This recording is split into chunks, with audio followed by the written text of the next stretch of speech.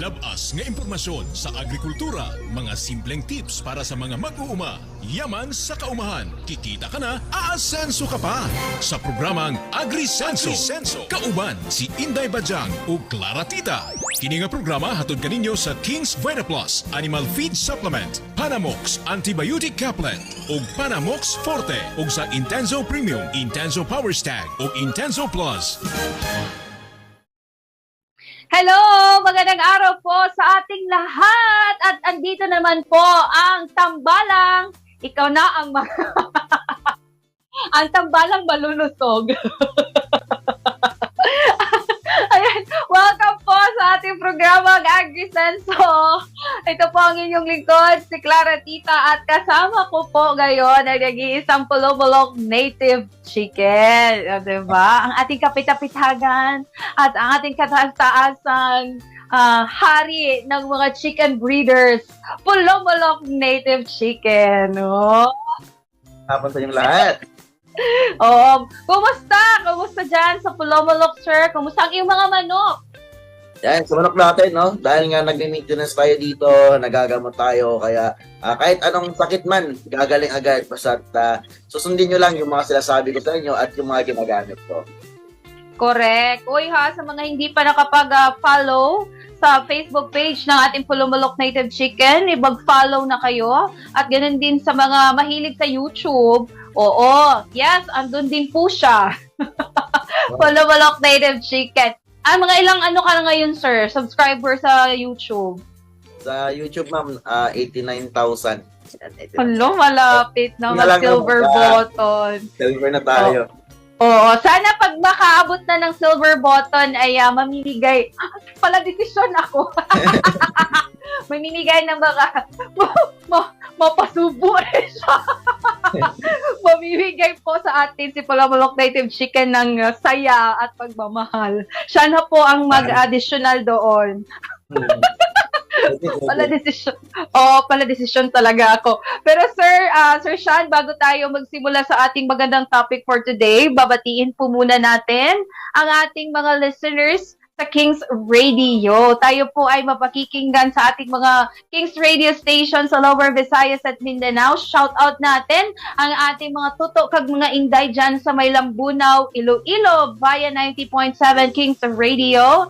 Ganon din sa may Negros Oriental, ang ating Himalalod, 88.7 Kings Radio dyan sa Himalalod. Sa Shato, Negros Oriental, ang ating 102.5.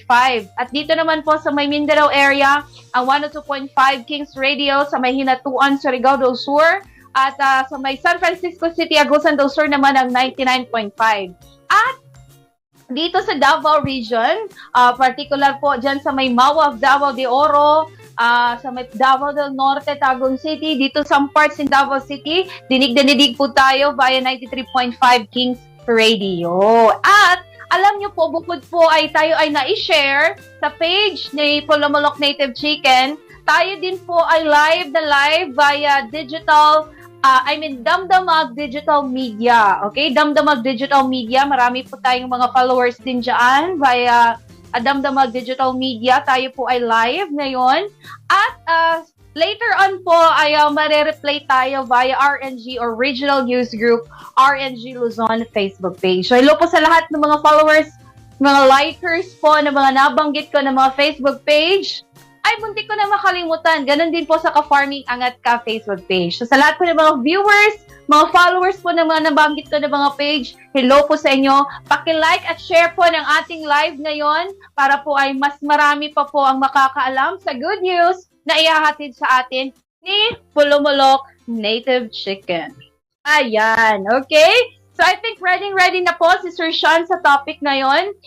Ano po ba yung mga dapat nating isaalang-alang ihahanda kung tayo po ay nagbabalak pa na magsimula sa pagmamanok, o diba? Alam na talaga ito ni Sir Sean dahil na-experience niya lahat ito. So, i-share niya po sa inyo ngayon kung paano po ba magsimula sa pagmamanok.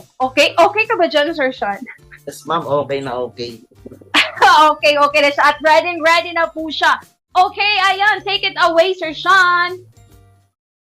And so once again, magandang hapon po sa inyo lahat. Napakaganda pa rin ang topic natin dahil yung topic natin para po ito sa mga magsisimula or sa mga nagsisimula na pero wala pang magandang facility. So ano ba nga dapat yung mga dapat isalang-alang natin no bago tayo mag-umpisa dito sa pagmamanok.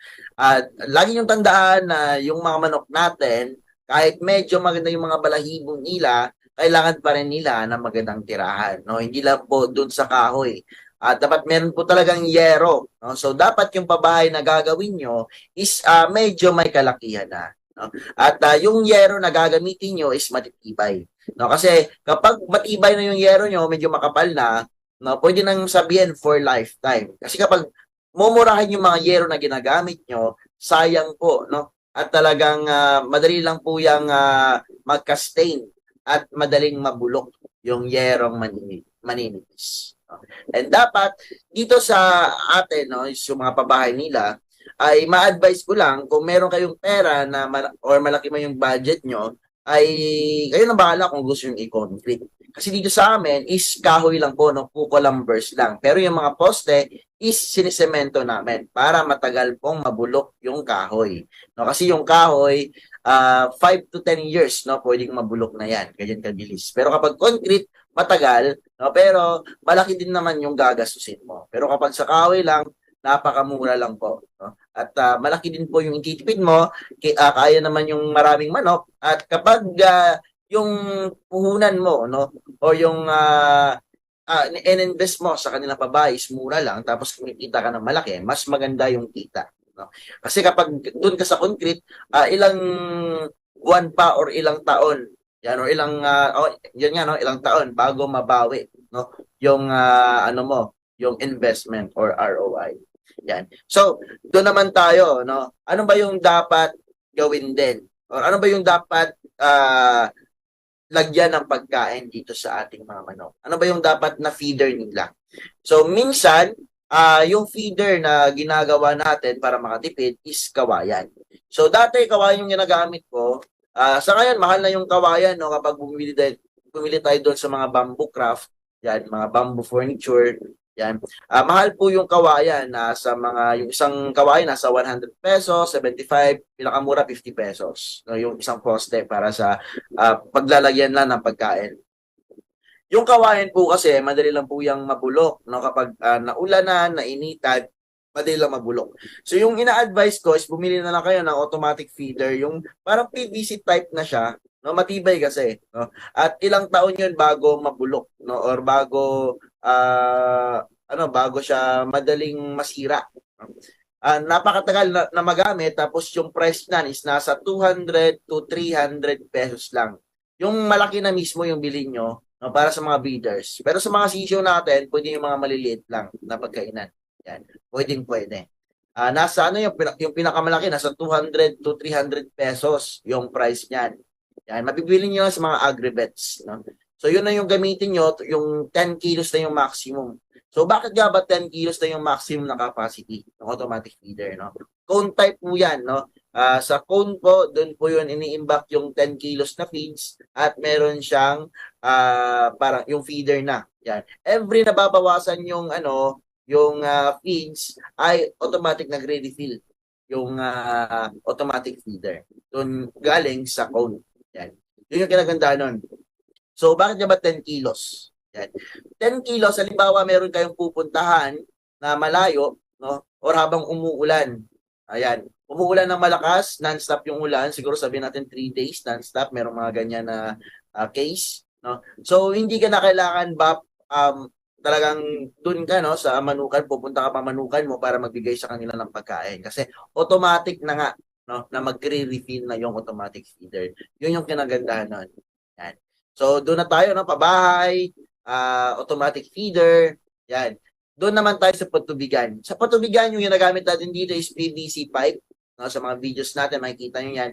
PVC pipe, alam nyo ba kung bakit? Doon kasi sa per gallon, no, yung mga nire-refill pa natin, ano po yun, made of plastics na medyo mumurahin. So, halimbawa, nag-refill tayo ng tubig, yan. At pagitin mag-refill nun kasi may isa-isa, no? At 4 liters lang po yung magkakasya doon, isang galon lang. So, halimbawa, minsan, yung ah, yung waterer nila, pag nahulog po yan, basag. No? Tapos may kamahalan din po. 60 to 75 pesos yung price niyan. Yung malalaki, yung isang galon. Yan. So, mahal siya, no? Tapos, halimbawa, may nag-sparring ng mga sisiw, na mga manok, yan. Minsan, natutumba. So, magre-refill ka na naman ulit. No? Nakakapagod mag-refill ng ganyan. So, yung ginagamit natin dito is PVC pipe. Yan, 600 pesos yung isang PVC pipe na patibay. Siguro makakagastos ka nito ng 700 to 800 pesos. Lahat-lahat na. Tapos, isang balde na po yung i-refill mo, no? Sa isang PVC pipe. Yun yung patubigan nila. Yan, mas matibay, madaling linisin. No? Foam lang po yung ginagamit namin. Tapos, refill na agad ng tubig. Napakabilis lang po. Yan. So, tatlo na yung sinabi ko sa inyo, no? Kung ano yung mga dapat ihanda. Yan. Ano ba yung kailangan ihanda dito? Siyempre, pagkain nila. Dapat sa pagkain nila, isipin nyo, no, na yung pagkain nila, kahit mura, yung importante, ganado silang kumain. Maganda yung katawan nila, kahit mamurahin na yung pagkain nila. And dapat na yung pagkain yung pinapakain natin sa kanila is more on organics. Kasi kapag more on organics yung pinapakain natin sa mga pangkarne nating manok, is mas maganda. No? Mas lesser yung chemical. Yan. Pero kailangan din natin ng commercial na feeds. Yan. Commercial na feeds pero kakaunti lang. No? Duck layer yung ginagamit ko. Tapos more na ako sa cracked corn and hammered corn. Yan. Yun din naman yung mga ingredients doon sa mga feeds. No? Kaso nga lang, commercialize sila, so medyo mahal. Pero hindi enough yung feeds lang, no? Or yung pinapakain lang natin sa manok natin. So, dapat talaga merong vitamins yung pinapakain natin sa ating mga alaga. So, dito sa mga pinapakain ko, every 50 kilos na feeds nila, ay naglalagay ako or nagmi-mix ako ng King's Vita Plus. So, ano ba yung King's Vita Plus na ito, no? Bakit ko ba nire-recommend itong vitamins na ito? Kompletong-kompleto po kasi ito, no? Ito yung vitamins na andito na lahat ng kailangan ng mga breeders mo or ng manok mo. Yan, para sa kanilang produksyon, magandang produksyon. No? Meron po itong calcium, no, para sa pangingitlog ng ating manok, maganda yung shell ng itlog nila. Yan. Meron din po itong folic acid, no, ito yung mga ginagamit dun sa mga para sa pampasimilya. No, maganda yung similya, folic acid yung ginagamit nila. Yan, merong folic acid dito sa King's Vita Plus, no? At syempre kapag malakas kumain yung mga manok natin tapos hindi natutunawan, itong King's Vita Plus po, meron pong probiotics. Kaya mabilis lang po matunawan, no? Or hindi walang case na hindi matutunawan yung inyong mga manok kasi nga natutunawan sila, no? Dahil dito sa ating probiotics na andito sa King's Vita Plus. No? Meron ditong electrolytes para magiging masigla yung mga manok natin. No? Multivitamins, plus minerals, at syempre, ngayong tag-init, no? Ngayong El Nino, yan dapat talaga maganda yung flow or circulating of the blood ng ating mga manok. At dito sa ating King's Vita Plus, no? Meron po itong omega-3. Yan, kompleto siya. So ano ba yung mga kailangan dito sa mga manok natin bago kayo magmanok, no? Ano ba yung dapat ihanda nyo? Before that, dapat po talaga na suriin nyo kung ano yung breed na dapat sa lugar nyo. Halimbawa, mainit sa lugar nyo, pwede kayong mag-alaga doon ng mga heritage chickens, native chickens, no? Pero kapag malamig po sa lugar nyo, yung dapat alagaan nyo lang is native chicken or yung mga heritage chicken na mas maganda yung resistensya nila. So, yung mga dapat pang ihanda, no? Yan ay syempre, yung dapat ihanda nyo rin ay kulungan. Yan. Bakit ka pa maghahanda ng kulungan kung naka-free range na? Take note, hindi po lahat ng manok ay pwedeng i-free range except po sa mga sisyo. So, kailangan mo ng brooding pen, kailangan mo rin ng mga kulungan for hospitals. No? Kasi minsan, kailangan mo rin mag-isolate ng mga manok. Halimbawa, may nagkasipon sa kanila, pwede mo i-isolate dun sa kulungan. Kasi kapag minix mo sila, kahit malubara yung sakit nila, pwede po silang magkahawa-hawa. Okay? So, kailangan mo ng isolation. Yan, or hospital nila. And brooding pen para sa mga sisiw natin. Para sa mga sisiw natin, no, doon po sila magsistay hanggang 1 month. And dapat po meron kayong nursery station. Nursery station, kasi kapag 1 month na yung manok nyo, hindi naman po silang ipastay dun sa mga breeding pen kasama yung mga breeders.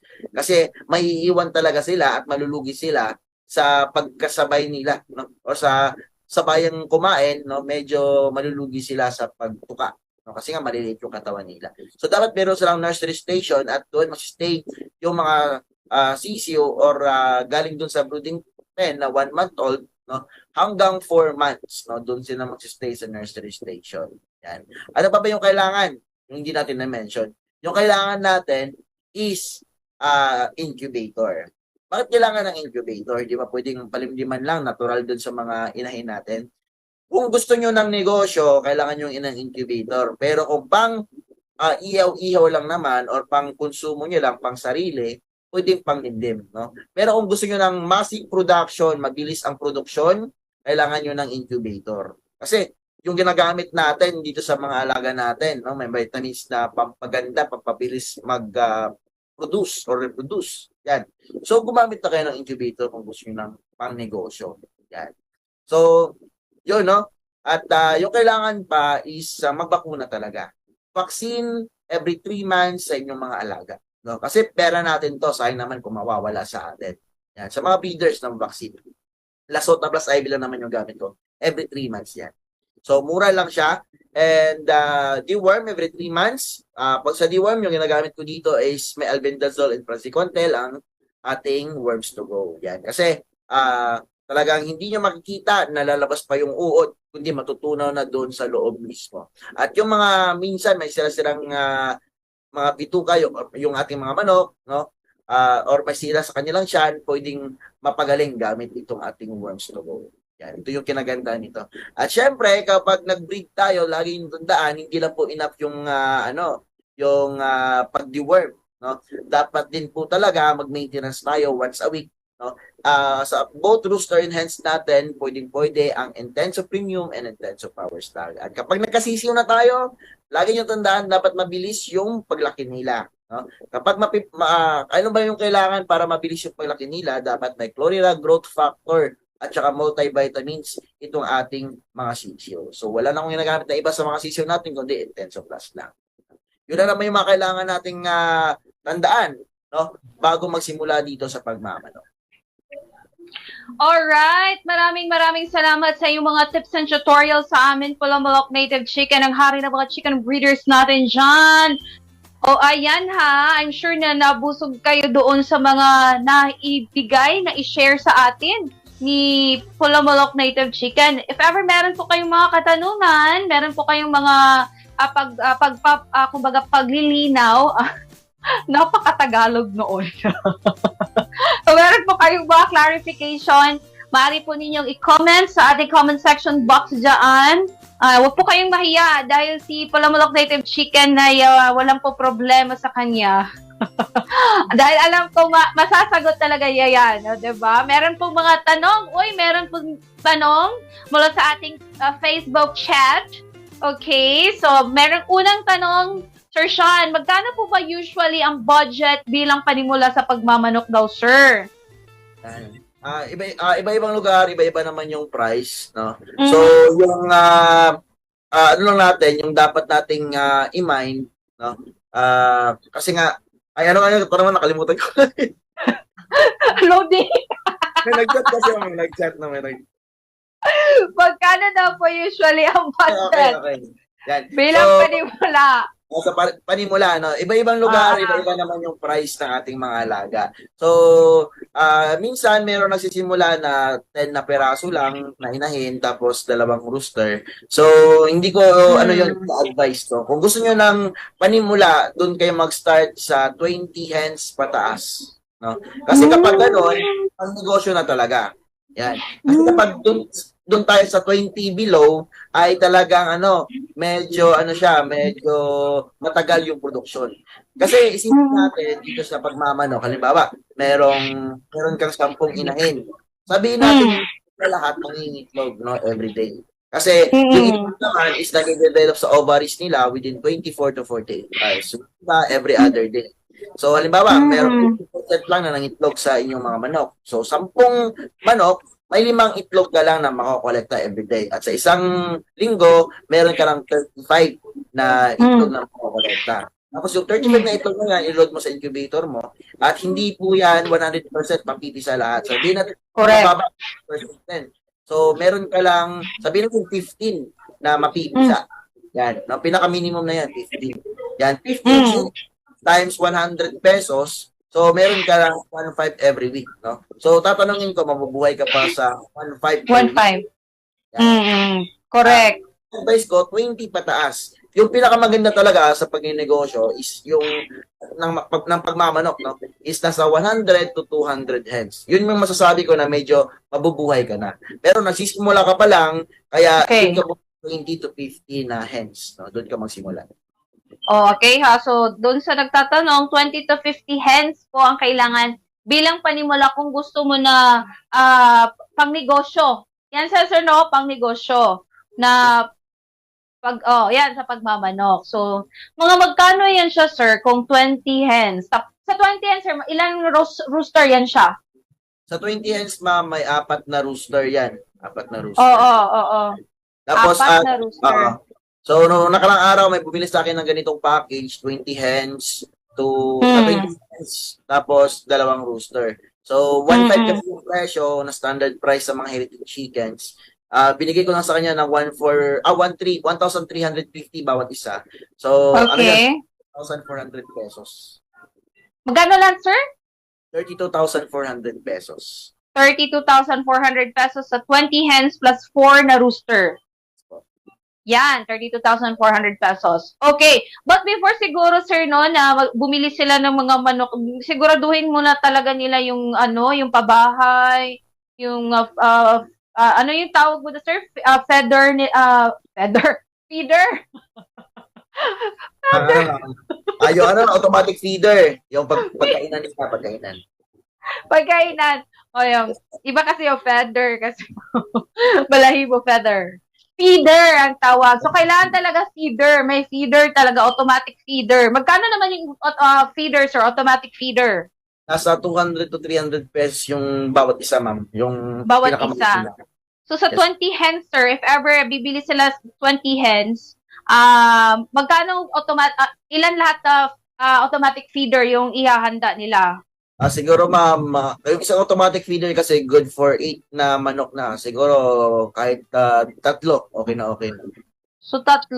Okay? 3 automatic feeder yung ihahanda ninyo. Okay? So, yun po So, sa nagtatanong, so mga nasa 32,400 plus yung mga feeder. Pero make sure na meron na talaga kayo naka-ready na pabahay. Yung paglalagyan yun na ng inyong mga manok. Okay? Ayan. So, meron ba tayong next question? Ayan. Meron din next question mula sa ating Facebook chat. Kailangan ba na bantayan talaga palagi kung mag-aalaga ng manok, Sir Sean? Hindi naman kailangan palagi, ma'am, no? Kasi yung mga manok natin is kaya naman nila mabuhay kahit wala tayo. Yung need lang nila sa atin is magbigay lang ng mga kailangan nila, which is tubig, pagkain. Yes. Tubig talaga. So, at saka pag-harvest, yun lang yung ibibigay natin. Siguro sa isang araw, kung marami kang manok, yan, katulad sa akin, magbibigay ka lang ng oras sa manok mo, 2 hours to 3 hours per day. Yan. And the rest, yan, pwede ka pang, kung may sideline ka, marami kang magagawa, no? Kasi nga, konti lang yung trabaho dito sa pagmamanok. Pero hindi dapat, sir, no, kung meron kang sideline, okay lang. Pero pag full 8 hours yung trabaho mo, parang mahirapan kang magbigay ng panahon din sa alaga mo, 'di ba? Like nasa gobyerno ka, like ganun. Yes, ma'am. Tama ba ako, sir? So hindi parang meron kang trabaho, pwede naman maaga ka pa gumising, no? Oo. I-ready mo na yung pagkainan, and pagka-uwi mo pagkahapon, doon ka pa mag-harvest ng itlog, okay naman. Yun yung nagawa ko noon, nung may sideline pa ako.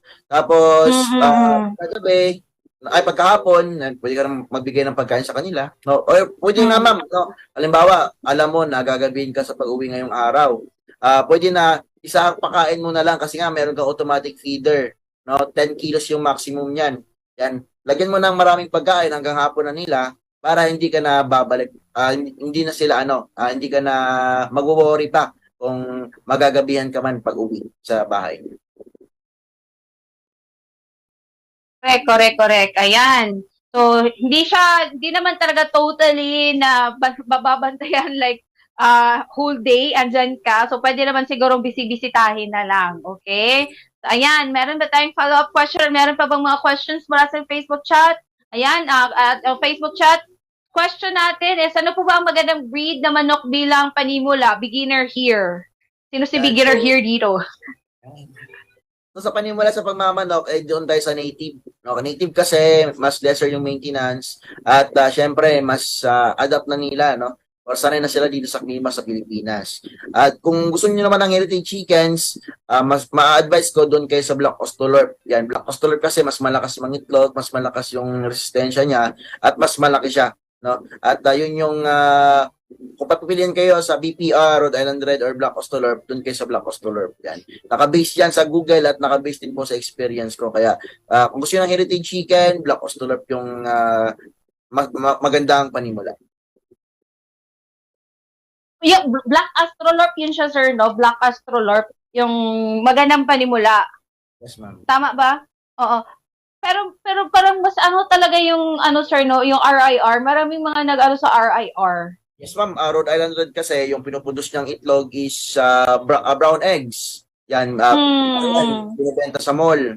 Yan. At siyempre, maganda yung kulay ng pula kumpara sa itim. Yun yung maganda talaga. No? Kasi kapag maraming pula doon sa farm mo, ma'am, mas napakagandang tignan. Kaya maraming nakakakit sa Rhode Island Red. Yan. Pero sa performance, maganda ang performance ng Black Australorp, no? Kumpara doon sa ating Rhode Island Red.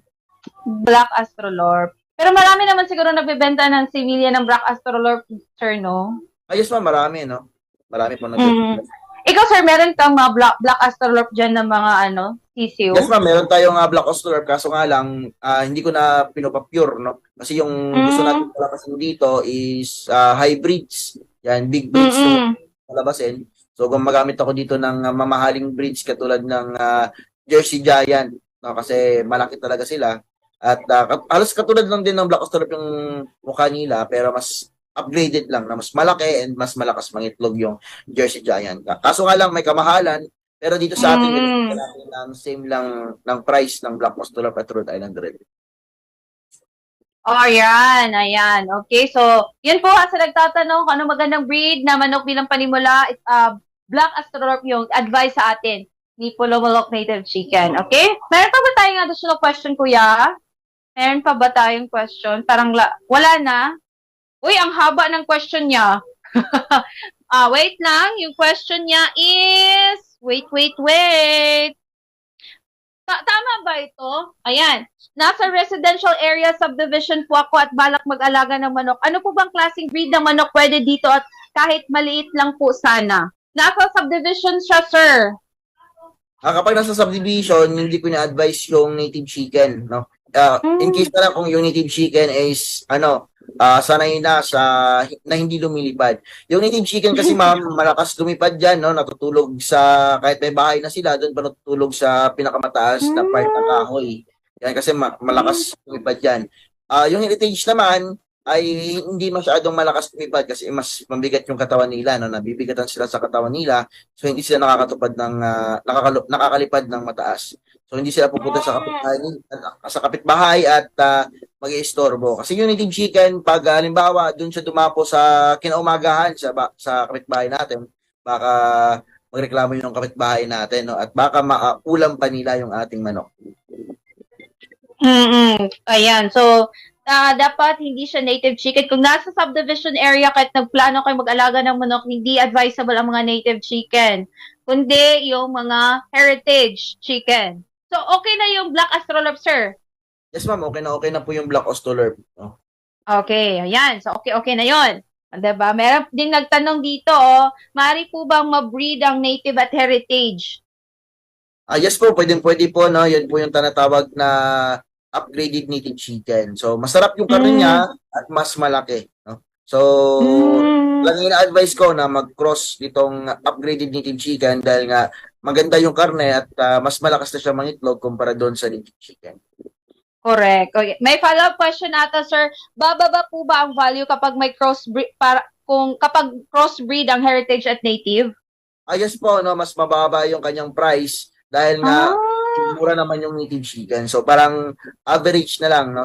Dito sa amin is kung sisiyo man lang, yung heritage chicken kasi is 100 pesos, yung native naman 60 pesos, tapos yung Mm. upgraded chicken nasa 80 pesos. Nasa gitna siya ng heritage at native yung price niya. Ok. Pero marami na ba mga nagbebenta ng mga upgraded, sir? Itong mga crossbreed na ng heritage at native? Yes, ma'am, no? Kasi nga, mas masarap yung karne at mas mabilis siyang ma-harvest kumpara sa native chicken. Yung lasa kasi ng heritage chicken, hindi gaano kasarap kapag sinabawan, no? Pero kapag dito sa upgrade Mm. natin, ay talagang masarap siya. Halos same lang po sa native chicken. Sabi mga ng iba, mas masarap pa daw yung upgraded kumpara sa pure native chicken. Pure native. So, mas masarap si upgraded. Okay. Ayan. Sir, ano ba mga basehan daw, sir, kung magpapresyo, sir? Sa Magpapresyo ng presyo, manok. may sinusunod kasi na mga standard price no sa groups. Yan. Yan. Kapag Mm-mm. pumunta ka sa mga groups na mga nagmamanok, may sinusunod silang price. Syempre, kailangan din natin sundin yung price nila. Kapag tumaas ka kasi, minsan talagang inaaway ka nila no? Kasi hindi sinusunod yung standard price. Kapag sobrang mura naman, yun din, inaaway ka nila. So, minsan naman, nagsisale ako para makatulong din po sa mga farmers na kagaya natin na gusto magsimula. Mm-mm. Correct. Nabanggit din kasi yan ni Manok Tambayan, Sir Sean, na parang nakikiayon ka doon sa grupo ng mga chicken breeders kung in terms sa presyohan. Yes, Diba? ma'am. Kasi yun nga sa nabanggit mo baka awayin ka, bakit bakit ang mahal mo dito? Bakit ganito yung presyo mo? Bakit ganito yung presyo dito? Bakit mahal ka o bakit mas mura, 'di ba? May mga ganun na comparison. So mas maganda talaga na alam mo yung presyohan ng mga kapwa chicken breeders ninyo para ay walang away. Oo, 'di ba? Ayan, parang ang dami nating mga chats ngayon. Questions mula sa ating chat, sir. Ano yun siya? Meron po bang effect pag same family breeding?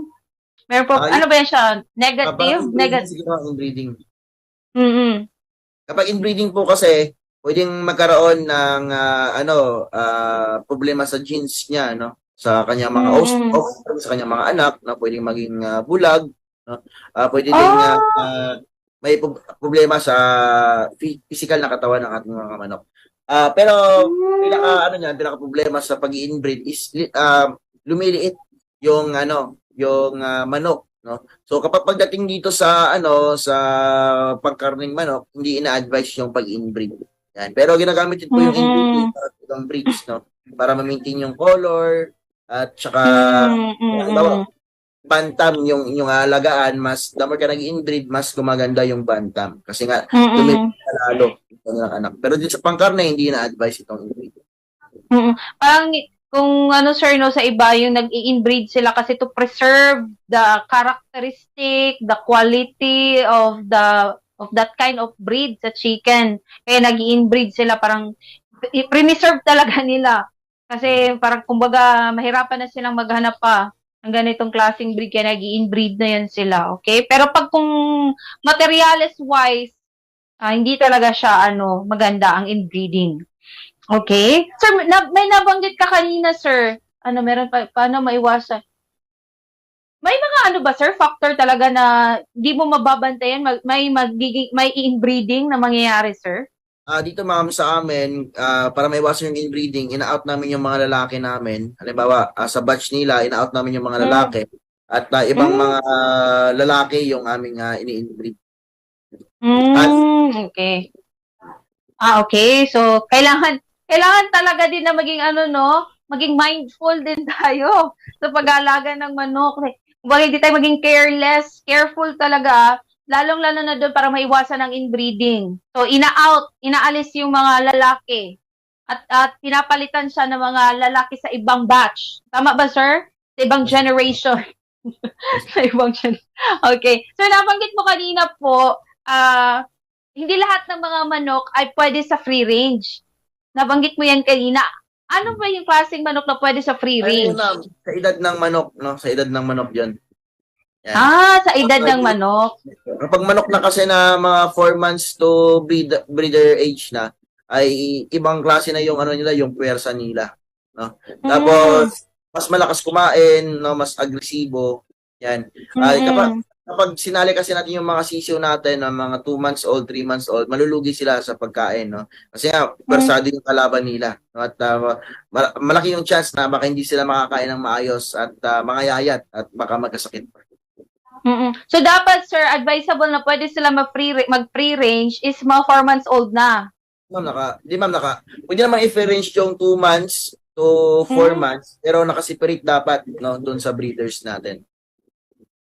Oh, okay. May ganun, may ano, Station. Meron tayong nursery station dapat. nursery. Meron ding kinder station. Yes, ma'am. Oo, kung sino man ang nag-chat na magaling ako mag-English, pantay ka lang. Ayan, sir, sa pangingitlog, effective po ba ang fake eggs? May fake eggs ba? Ano po ito? Fake eggs. Ano po ito at paano po ito sinasagawa? Magaling ang nagtagalog dito. May fake eggs wala. Napakaganda ng fake eggs, no? Kasi yung fake eggs kasi kapag nilagay natin yan sa lupa, una-una, yung manok kasi kapag binibreed natin minsan, tinutukan nila yung itlog nila.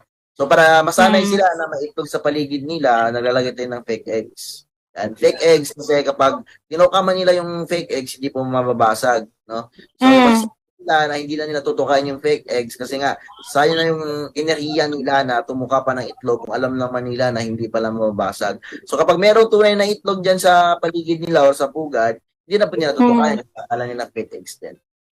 So parang training yun sa kanila na maglagay ng fake eggs. So na-try mo yun, sir, sa iyo? Sa ngayon, gumagamit pa na ako ng fake eggs. Napaka-effective po kasi. As in, oo. Fake eggs. Pero so mabibili yan siya sa mga agri-vet, sir? Yung mga fake eggs? Hindi siya nabibili sa mga agri-vet, ma'am, sa mga toys ng mga bata. Meron yan. Yun ba yung ano, sir? Yung tawag ito, yung parang Kinder Joy? Pagkain. Yung Kinder Joy, ma'am, mamahalin yun, ma'am. Kasi yan yung parang egg kasi Kinder Joy na ano na may chocolate sa loob. So, baka yun ang pwede nating i-donate kay Pulomolok Native Chicken. Yung mga Kinder Joy nyo dyan. So, sa mga toy store, may mga fake eggs. Mga toy store, may mga fake eggs po. Nasa mga 50% ng dosen. So, sa online, meron din naman nagbebenta. Okay. So, made in, made of plastic. Oo. Pangmayaman si Kinder Joy. Oo. Pangmayaman talaga yan siya. Kasi, yung mga pamangkin ko, yan, pag mahilig silang mayaman. Mahilig sa mga Kinder Joy, oo. Hindi aalis sa grocery store pag walang Kinder Joy. Oo. So, ayan, may mga tanong pa kaya yung ating mga viewers at sa ating mga tawag dito, sa ating mga live audience dyan? Last question, meron bang grade 1 choice? Akala ko yan, legit. Yan, fake question ito. Meron bang grade 1 choice? Meron ng Kinder Joy, may grade 1 joy.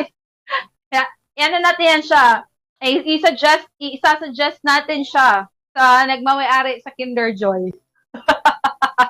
Ayan. So, ayan, busog na busog po ang ating Agri-Unique Chika ngayong araw na ito. At dahil yan, of course, sa ating hari ng mga chicken breeders natin, walang iba pa ang ating Pulomolok Native Chicken. Salamat po, Sir Sean. Ang pogi niyo po. Oh! Baka si Rihanna na naman yan. Namamangka sa dalawang ilog na naman ito si Rihanna. Si Rihanna, kumusta na kaya ang babaeng iyon? Oo. So, ayan, maraming salamat po, Pulomolok Native Chicken. Before tayo mag-say goodbye sa iyo, before ka namin bibitawan, meron ka po bang mga announcement? Meron ka po bang mga announcement at message po sa lahat po ng inyong mga masugid na mga subscribers at followers? Yan, so abangan niyo po ako everyday, no? May na-upload po tayo at syempre every Tuesday dito sa ating Agrisenso live po tayo. Sir, isali mo na rin yung ating Kings Radio para kasi yung yung ating Agrisenso ay mapakikinggan din sa ating Kings Radio station. So, I'm sure. Every Tuesday, yan. Pakinggan niyo po ako sa ating Kings Radio. Pwede ka rin mag-download dyan, sir. Kasi wala pa yung signal ng Kings Radio dyan. Pwede kang mag-download Sa yung, ano ba yan, sir? iPhone ka ba, sir? Or meron kang Android phone? Android din po ako, ma'am. Yes, sa Android, sir, punta ka lang sa Google Play Store, hanapin mo Kings Radio Davao. Yan, kung pwede, install mo lang, sir, libre naman siya. So, anytime, anywhere, yan, maririnig mo yung iyong boses doon sa Kings Radio. Correct. Oo. Yan, maririnig mo yan, sir. Maririnig mo yan yung boses mo kasi piniplay ka namin dyan sa Kings Radio. Okay, meron po bang Kings Radio sa 3310? Wala po, kasi pang smartphone po si Kings Radio. Wala naman sigurong 3310 ngayon. Paano mag-33? Ayan. Thank you so much po, Palapalok Native Chicken. Maraming po salamat, Sir Sean, sa iyong napaka-precious mo na time at kayo po ay naglaan din ng oras dito sa ating programang Agrisenso. Okay, wag po muna kayong aalis ha, mga friends, sa ating mga ka-agri dyan. Antabayanan niyo po later ang ating Agri Balita.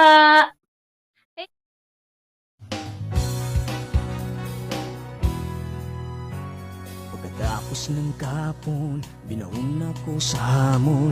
Nais kong bumangon sa